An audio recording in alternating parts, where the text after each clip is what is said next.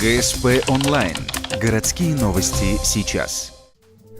Среда, 10:00. Музей пожарной охраны. Экскурсия для дошколят из детского сада номер 6. Малышам рассказывают про историю пожарных отрядов, а также про различную технику и атрибуты огнеборцев.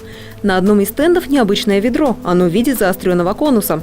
Оказывается, такая форма позволяет уменьшить сопротивление воды, как следствие быстрее набрать воду. По ходу познавательной беседы детям рассказывают, что нельзя поджигать сухую траву и вообще игра с огнем может быть опасна. Мы в ходе экскурсии рассказываем им о профилактике детской шалости с огнем.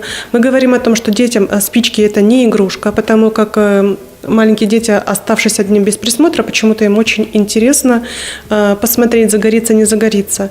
И мы об этом всегда им говорим, что спички детям не игрушка.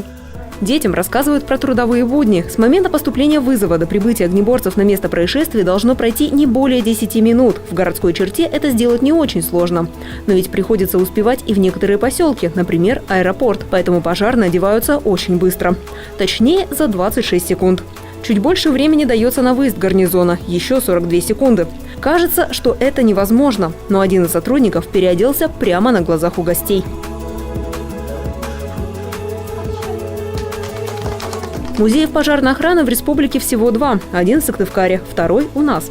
Сюда ходят не только ухтинцы, но и гости. На днях приезжали ребята из Усть-Ухты, в прошлом году из Израиля. Неудивительно, ведь в 2014-м наш музей стал лучшим в России. Он существует с 1998 года, но до сих пор сюда отдают различные экспонаты из домашних закромов.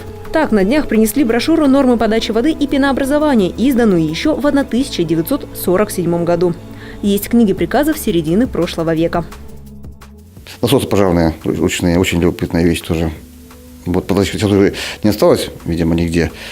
Вот. Ну, в музеях есть, у нас даже целых 2 есть музея. И причем один из них рабочий, мы проверили, он работает.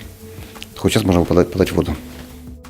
После путешествия по выставочным залам наступает самый захватывающий момент. Детям разрешают пройтись по гаражу с действующими автомобилями. За одним из них малышам даже можно посидеть. Возможно, такой подход лучше всего донесет то, о чем взрослые говорят каждый день. Не просто услышав, а увидев сложности профессии, дети задумаются. Огонь – это и вправду не игрушка.